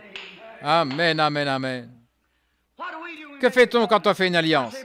Je dis, frère Neville, maintenant regardez bien ceci un instant. Je dis, frère Neville, je vais te dire ce que je vais faire. Si tu prêches jusqu'à demain soir et le lendemain soir jusqu'à mercredi, moi, je prêcherai de mercredi à dimanche. Tu es d'accord? Oui, monsieur. Voici comment on fait. Donnons-nous la main. C'est ça une alliance en Amérique. C'est comme ça qu'on fait une alliance. Maintenant, comment fait-on une alliance au Japon? Tu fais telle chose, je ferai telle chose. On prend une pincée de sel parce que le sel conserve. On prend donc du sel et on jette sur Frère Neville. Et Frère Neville prend du sel et en jette sur moi. C'est une alliance qui nous lie. Comment David Livingstone a-t-il fait alliance avec les Noirs africains pour entrer dans leur pays? Il est allé trouver le chef pour obtenir la permission de traverser la région afin de prêcher l'Évangile et faire son travail. Ils ont pris un verre de vin. Voici l'alliance avec les Noirs en Afrique. Ils avaient un verre de vin. Et le chef noir s'est fait une incision et a fait couler le sang dans ce verre de vin. Et David Livingstone s'est fait une incision et a fait couler le sang dans le verre de vin. Ils ont remué tout ça. Livingstone en a bu la moitié, le chef noir en a bu la moitié. Puis ils se sont offerts mutuellement un cadeau. Au chef noir, David Livingstone a dit, « Que me demandes-tu » Il a dit, « Cette veste blanche que tu portes. » Alors Livingstone a enlevé sa veste et l'a donnée au chef noir. Il a dit, « Toi, que demandes-tu » Il a dit, « Cette lance sacrée que tu as à la main. » En effet, il savait qu'il pourrait entrer avec ça. Donc il a pris cette lance. Et ils étaient frères parce qu'ils avaient fait une alliance. Et en chemin, quand les tribus se précipitaient sur lui pour le tuer, il brandissait cette lance sacrée. Et à ce moment-là, il regardait et il disait, « Oh, on ne peut pas toucher cet homme. » Pourquoi? C'est un frère par alliance. Bien qu'il soit blanc et qu'on ne l'ait jamais vu, avant de l'avoir vu, il ne savait pas qu'ils étaient noirs. Il n'avait jamais vu quelqu'un de pareil. Mais c'est un frère par alliance. Il a la lance du chef dans sa main. Quelle belle image aujourd'hui. Nous buvons l'alliance du sang du Seigneur Jésus avec la puissance du Saint-Esprit sur nous. Nous allons de l'avant au nom de Jésus et ces signes accompagneront ceux qui y ont part. C'est la lance sacrée du chef. Vous voyez comment elle se fait, cette alliance? Comment faisait-on en Orient? Ils se prêtaient mutuellement serment. Ils tuaient un animal, le fendaient et se tenaient exactement au milieu. Les deux hommes se tenaient entre les deux morceaux de l'animal fondu et ils rédigeaient une alliance. Si je ne respecte pas ceci, si je ne fais pas ceci, telle et telle chose, que mon corps soit comme cet animal mort. Que mon corps soit comme cet animal mort. Et quand ils font ça, ils prennent cette alliance et se tiennent entre ces deux morceaux. Ils font un serment, prêtent serment qu'ils s'y tiendront. Et ils déchirent le papier en deux et chaque homme, l'un et l'autre, en reçoit un morceau. Et à un moment donné, ils se rencontreront et qu'ils meurent s'ils ne respectent pas ce serment, qu'ils soient comme ces animaux morts. Avez-vous remarqué les trois animaux parfaits, l'agneau, la chèvre, les trois sacrifices parfaits que représentait l'agneau, que représentait la tourterelle et que signifiaient les deux tourterelles? Les deux tourterelles étaient sacrifiées pour le salut et pour la guérison qui en faisait partie. Voyez, les expiations se sont faites différemment, mais la guérison est restée pareille et le salut aussi est resté pareil. Les deux tourterelles qui n'étaient pas partagées, c'est ce que ça signifiait, ce qu'elles représentaient les deux. Par ses meurtrissures, nous sommes guéris. Il était blessé pour nos transgressions. C'est par ses meurtrissures que nous avons été guéris. Elles étaient posées sur le côté sans être partagées. Mais l'alliance, les animaux, ils étaient trois, coupés en deux. Vous voyez? Alors, ils les déchiraient et faisaient leur alliance. Regardez ce que Dieu disait à Abraham. Au calvaire. Au calvaire, selon ta semence. De toi est sorti Isaac, d'Isaac sortira un tel, Jacob de Jacob, Joseph de Joseph, un autre, ils se succéderont, jusqu'à ce que finalement, à travers cette semence du juste, il vient de dire que notre Seigneur est sorti d'une nation qui n'a pas connu, dont Moïse n'a rien dit pour ce qui concerne le fait d'être issu du sacerdoce. Notre Seigneur est sorti de la tribu de Juda, pas de celle de Lévi, car eux étaient des légalistes charnels, mais c'est de Juda. Gloire! Que notre Seigneur est sorti. Vous y voilà, c'est à elle que la promesse a été faite. Écoutez maintenant. Et au calvaire, Dieu est descendu et le corps de son propre Fils dans lequel il avait vécu, il l'a déchiré au calvaire. Il a saigné, a été blessé, coupé, et la lance a été enfoncée et l'a déchiré. Et son sang a jailli. Et il a dit, « Père, je remets mon esprit entre tes mains. » Il a baissé la tête et la terre a tremblé, les éclairs ont brillé, et le tonnerre a grondé. Dieu écrivait là son alliance perpétuelle. Et il a retiré son corps mort de la tombe le premier jour de la semaine, et l'a fait monter au ciel, et il l'a assis là, comme souverain sacrificateur, comme mémorial. Il est assis là, parfait pour toujours. Et l'esprit qu'il avait arraché de ce corps, il l'a fait redescendre sur l'Église. Et cette Église devra avoir le même esprit que celui qui était dans ce corps. Sinon, il ne s'accordera pas dans la résurrection. Ces deux pièces doivent s'assembler parfaitement. Et si cette Église n'est pas parfaitement, exactement le même esprit que celui qui était en Christ, vous ne partirez jamais de l'enlèvement. Voilà l'alliance perpétuelle, frère. Sondez vous-même ces choses. Voyez ce qu'il y a dans votre cœur. Aimez le Seigneur. Soyez vraiment sûr que vous êtes sauvés. Ne prenez aucun risque. Vous prenez un pari. Oh, nous, les Américains, nous aimons parier, mais ne pariez pas avec ceci. Soyez bien sûr d'être en ordre. Pas parce que vous avez adhéré à l'Église, mais parce que vous êtes réellement nés de nouveau. Que Christ est venu à vous dans la personne du Saint-Esprit.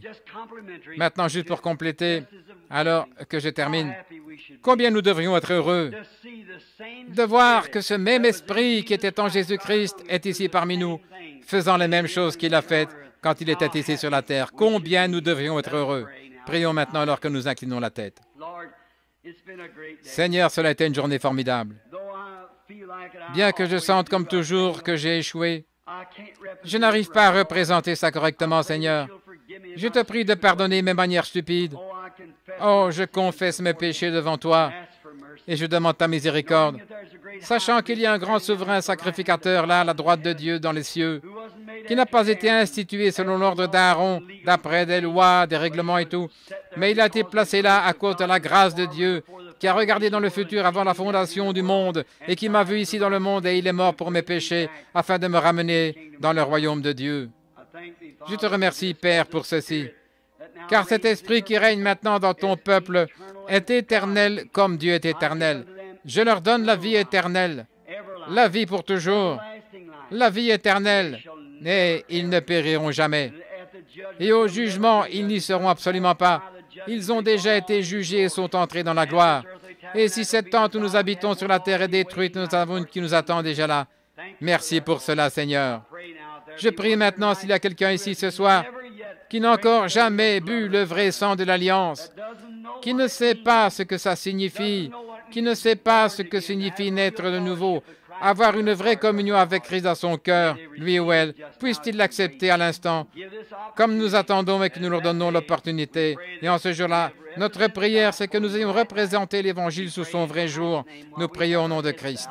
Pendant que nous avons la tête inclinée, y aura-t-il une personne qui voudrait lever la main vers Christ et dire, « Christ de Dieu, sois miséricordieux envers moi.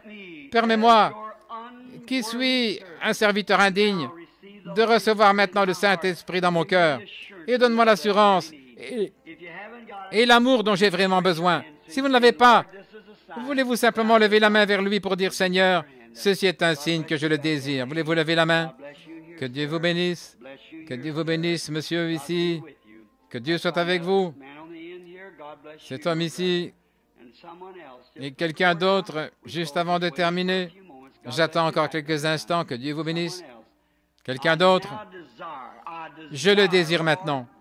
Je le désire, Seigneur Dieu. Tu connais mon cœur, tu connais ma pensée. Toi, l'Esprit de Dieu, vivant et plus tranchant qu'une épée à deux tranchants, pénétrant jusqu'à partager la moelle des os qui discerne les pensées du cœur. Réfléchissez à ça. Il connaît vos pensées même, vos intentions. Voulez-vous lever la main? Sois miséricordieux envers moi, ô Dieu, en ce moment. Je veux que tu saches que je reconnais que je suis fautif et j'en suis conscient, mais je veux être en ordre. Très bien. Pendant que nous gardons la tête baissée, que nous prions maintenant, réfléchissez un instant.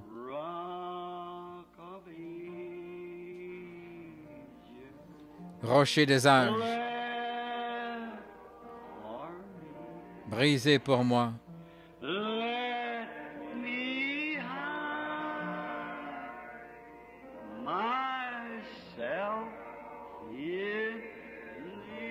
Laisse-moi me cacher en toi.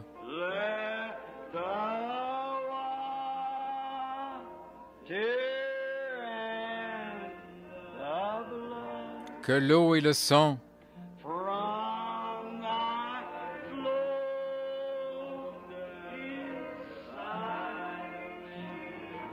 venant de ton côté soient de mon péché le double remède. Il l'a juré, 2 choses immuables.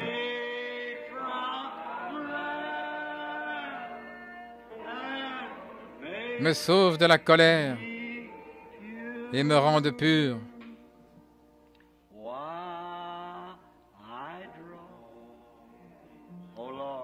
Ô Seigneur,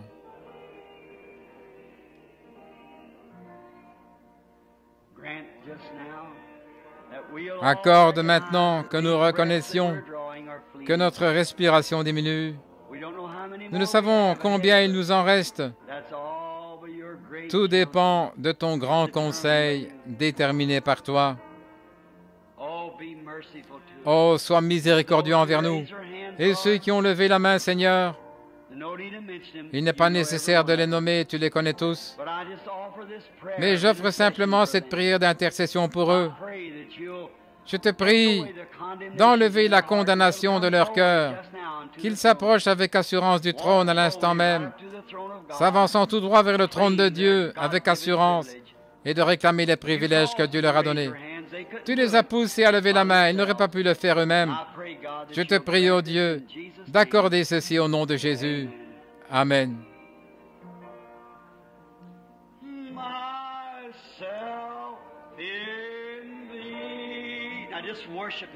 Adorez-le maintenant.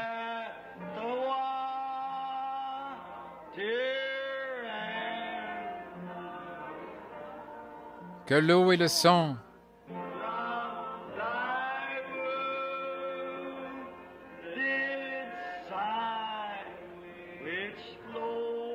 coulant de ton côté soit du péché un double remède, qu'il me sauve de la colère et me rende pur. Combien se sentent vraiment bien maintenant? Levez la main et dites, loué soit l'Éternel. Oh, il est merveilleux. Il y a de la place à la fontaine. Tu connais ce cantique, Sœur Gertie? Combien aime ce cantique? Nous allons avoir le service de baptême bientôt.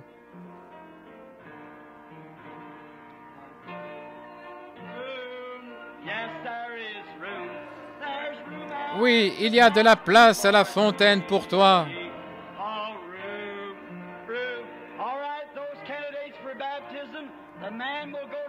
Les candidats au baptême, les hommes iront dans cette pièce-ci et les femmes là-bas.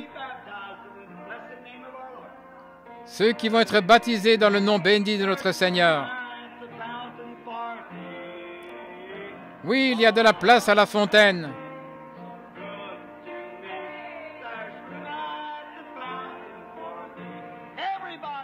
Tout le monde maintenant. De la place, oui, il y a de la place. Il y a de la place à la fontaine pour toi.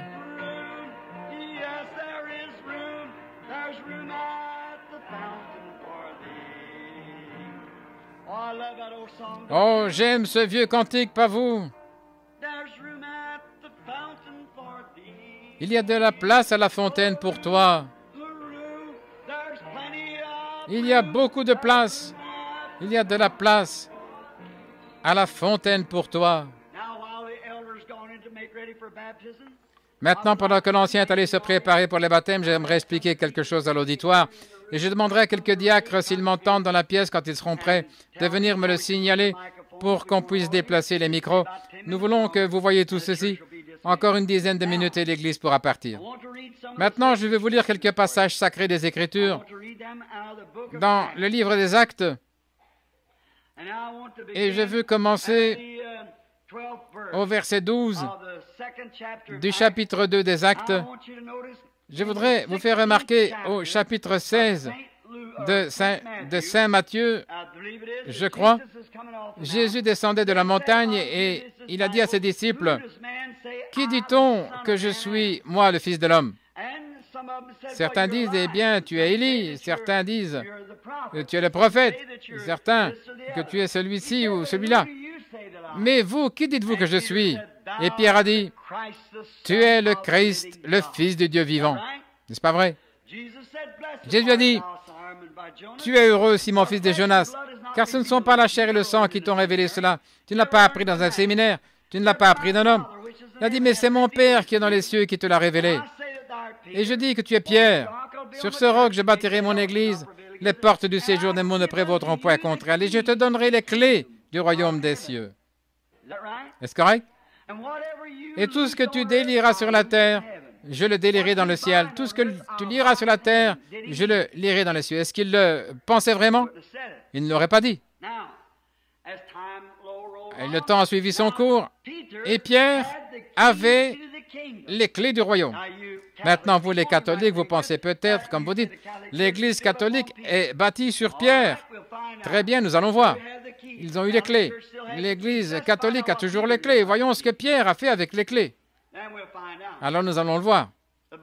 La Bible dit à Pierre et aux autres apôtres, « Allez par tout le monde, ceux à qui vous pardonnerez les péchés, ils leur seront pardonnés. Ceux à qui vous retiendrez les péchés, ils leur seront retenus. » Là, je peux l'exprimer.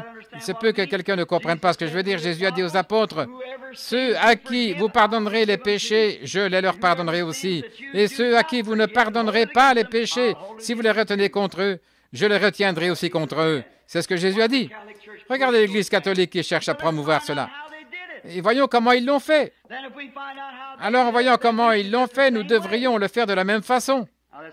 Maintenant, voyons ça. Le jour de la Pentecôte, c'est l'inauguration de l'Église. Ils étaient tous dans une chambre haute. Les hommes sont sortis, parlant différentes langues. Pourquoi? Toutes les langues sous le ciel étaient représentées là. L'anglais était là aussi. Toutes les langues sous le ciel devaient être là. Et les langues qui étaient parlées à cette époque-là. Il poursuit en nommant beaucoup de ces langues, disant que les Crétois et ceux qui étaient venus d'ailleurs, les prosélytes de Rome et les Arabes et tous parlaient. Ils ne parlaient pas dans des langues inconnues. Ils parlaient aux gens dans des langues connues. Pas des langues inconnues, mais des langues comprises par tout le monde. Le pécheur, l'incroyant, pouvait entendre ce qu'il disait. Comment les entendons-nous parler dans notre propre langue, dans notre langue maternelle? Maintenant, regardez. Vient la question. D'autres se moquaient. Verset 12. Ils étaient tous dans l'étonnement, ne sachant que penser. Ils se disaient, que veut dire ceci? Mais d'autres se moquaient et ont dit, ils sont pleins de vin nouveau, de plein d'eau, et ils se moquaient. Qu'est-ce qu'ils faisaient? Ils titubaient, comme des hommes ivres. Comme des hommes ivres. Ils parlaient sans savoir ce qu'ils disaient, mais ils prêchaient à l'Assemblée dans des langues qu'ils ne connaissaient pas, mais que l'Assemblée connaissait. Très bien. Et d'autres disaient, ils sont pleins de vin doux, regardez comment ils se comportent. Et d'autres se sont moqués. Mais Pierre, regardez. Pierre, c'est toi qui as les clés. Alors Pierre, se présentant avec les 11, éleva la voix et leur parla. Souvenez-vous, ceci, c'est la première inauguration de l'Église. Hommes de Judée et vous à Jérusalem, sachez ceci et prêtez l'oreille à mes paroles. Ces gens ne sont pas ivres, comme vous le supposez, car c'est la 3e heure du jour. Les bars n'étaient même pas encore ouverts à ce moment-là. Mais ceci est ce qui a été prononcé par le prophète Joël. Dans les derniers jours, dit Dieu, je répandrai mon esprit sur toute chair, sur vos fils et filles, et ils prophétiseront. Vos jeunes gens auront des visions, et vos vieillards auront des songes. Sur mes serviteurs et mes servantes, dans ces jours-là, je répandrai mon esprit. Ils prophétiseront. Je ferai paraître des prodiges en haut dans le ciel et des miracles en bas sur la terre. Et là, c'est Pierre qui prêche avec les clés. Du sang, du feu, des vapeurs de fumée. Le soleil se changera en ténèbres, la lune en sang, avant l'arrivée du jour du Seigneur, de ce jour grand et glorieux. Et quiconque invoquera le nom du Seigneur sera sauvé. Hommes israélites, écoutez ces paroles. Jésus de Nazareth, cet homme à qui Dieu a rendu témoignage devant vous par les miracles, les prodiges et signes qu'il a opérés au milieu de vous, vous le savez vous-même. Vous parlez d'une réprimande. Il avait les clés, vous savez. Cet homme livré selon le dessein arrêté et selon la présence de Dieu. Vous y voilà. Comment donc avait-il pu être livré? Parce que Dieu avait prédestiné, c'est la présence de Dieu. Vous l'avez crucifié, vous l'avez fait mourir par les mains des impies. Dieu l'a ressuscité, délivré des liens de la mort, car il ne pouvait être retenu par elle. David a dit de lui, je voyais constamment le Seigneur à ma droite, et je ne serai point ébranlé. Aussi mon cœur est dans la joie et ma langue dans l'allégresse. Même ma chair reposera avec espérance, car tu n'abandonneras pas mon âme en enfer, et tu ne permettras pas que ton sein voie la corruption. Tu m'as fait connaître mes sentiers de la vie, tu me rempliras de joie et par ma présence. Hommes, frères, qu'il me soit permis de vous dire librement au sujet du patriarche David, il est mort, il a été enseveli, et son sépulcre existe parmi nous. Étant prophète, et il savait que Dieu lui avait promis avec serment, je viens de le prêcher, qu'il ferait naître le Christ selon la postérité, selon la chair, pour le faire asseoir sur son trône. Exactement ce que je viens de prêcher. Pierre prêche la même chose. Et le voyant ça, le prophète l'avait vu. C'est la résurrection du Christ disant que son âme ne serait pas laissée en enfer et que sa chair ne verrait pas la corruption. C'est ce Jésus que Dieu a ressuscité, nous en sommes tous témoins. Exalté à la droite et élevé au ciel, il a reçu du Père le Saint-Esprit qui avait été promis et il l'a répandu, comme vous le voyez et l'entendez, car David n'est point monté au ciel, le prophète, mais il a dit lui-même, le Seigneur a dit à mon Seigneur, assieds-toi à ma droite jusqu'à ce que je fasse de tes ennemis mon marchepied. Que toute la maison d'Israël sache donc avec certitude que Dieu a fait ce Jésus que vous avez crucifié à la fois Seigneur et Christ. Ça devrait régler la question, n'est-ce pas? Après avoir entendu ceci, ces pécheurs eurent le cœur vivement touché, et il dira à Pierre et aux autres apôtres, « Hommes, frères, que ferons-nous? » Très bien. Nous y voilà. Qu'est-ce qu'il a? La clé. La clé du royaume. Où est le royaume? Il est au-dedans de vous. Le Saint-Esprit, c'est le royaume de Dieu. Nous savons ça. Nous naissons dans le royaume pour en être les sujets. Il est délégué. Remarquez, il a les clés. Que va-t-il en faire? C'est la première fois que la porte a été ouverte. Maintenant, on pose la question pour la première fois au prédicateur, à celui qui a la clé. Je crois que s'il avait dit « Tenez-vous sur la tête », la chose aurait été officialisée. Ce que tu diras sur la terre, je le lirai dans les cieux. Très bien. Quoi que tu dises, je dirai la même chose. Tu as la clé. Très bien. Il enfonce la clé dans la porte. Que faire? Hommes, frères, que ferons-nous? Après avoir entendu ceci, ils eurent le cœur touché et ils dirent, Pierre leur dit, repentez-vous et que chacun de vous soit baptisé au nom de Jésus-Christ pour la rémission du péché et vous recevrez le don du Saint-Esprit. Car la promesse est pour vous, pour vos enfants et pour ceux qui sont au loin en aussi grand nombre que le Seigneur nous appellera, notre Dieu les appellera, car cela a été réglé pour toujours. Personne, jamais, à aucun moment, n'a jamais pu contredire cela. L'Église catholique est arrivée, plutôt qu'immerger, ils aspergent, plutôt que d'employer le nom de Jésus, ils ont adopté Père, Fils et Saint-Esprit. Cela n'a jamais été enseigné dans la Bible. À partir de ce moment-là, chaque personne a été baptisée par immersion au nom de Jésus-Christ. Des gens avaient été immergés par Jean-Baptiste, qui avait baptisé Jésus, et Paul leur a dit qu'ils ne pouvaient pas recevoir le Saint-Esprit comme ça. Ils devaient revenir et se faire rebaptiser au nom de Jésus avant de pouvoir recevoir le Saint-Esprit. Combien savent que c'est l'Écriture? Actes chapitre 19. Parce que le royaume des cieux a été scellé à toute autre manière de faire par un serment de Jésus-Christ pour que ce soit officiel au ciel. Repentez-vous et que chacun de vous soit baptisé au nom de Jésus-Christ pour la rémission de vos péchés et vous recevrez le don du Saint-Esprit parce que la promesse est pour vous, vos enfants, ceux qui sont au loin, en aussi grand nombre que le Seigneur notre Dieu les appellera. Prions. Dieu notre Père, ce soir, 1900 et quelques années sont passées, et pourtant il y a encore des cœurs humains, honnêtes, intègres, qui réclament Dieu comme les enfants qui réclament le lait du sein maternel. Nous t'aimons, Seigneur, nous ne pouvons pas vivre sans toi. Comme David l'a dit, mon âme a soif de toi, comme une biche a soif du courant d'eau. Elle doit l'avoir, sinon c'est la mort. Et Père, nous avons parcouru les Écritures d'un bout à l'autre, pas pour être différents, mais nous voyons ces séminaires, ces étudiants théologiens aujourd'hui qui prêchent selon le commandement des hommes et non selon le commandement de Dieu. Ainsi, Seigneur, nous ne méprisons pas ces hommes, mais nous méprisons ces choses qu'ils enseignent.